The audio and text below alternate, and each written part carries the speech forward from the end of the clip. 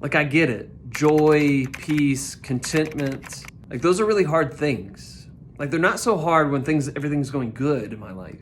But when life hits, things happen, and I really struggle with them. That's why I want to share with you a passage in Philippians 4. I'm going to begin at verse 6. He says, "Be anxious for nothing, but in everything by prayer and supplication with thanksgiving, let your requests be made known to God. And the peace of God, which surpasses all understanding, will guard your hearts and your minds through Christ Jesus. And finally, brethren, whatever things are true, whatever things are noble, whatever things are just, whatever things are pure, whatever things are lovely, whatever things are of good report, if there's any virtue, if there's anything praiseworthy, meditate on these things. The things which you learned and received and heard and saw in me, these do, and the God of peace will be with you."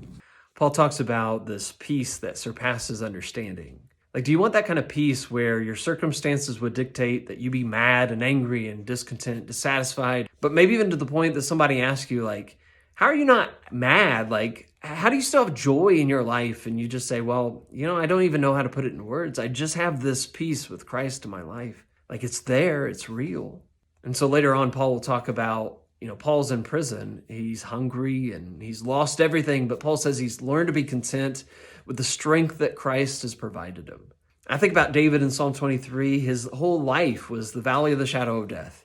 He has Saul and his armies chasing him around the countryside, trying to kill him. You think about Bathsheba and the death of the child. You think about Tamar and Ammon and Absalom, and his life's just a mess. His family's a mess. His circumstances a mess.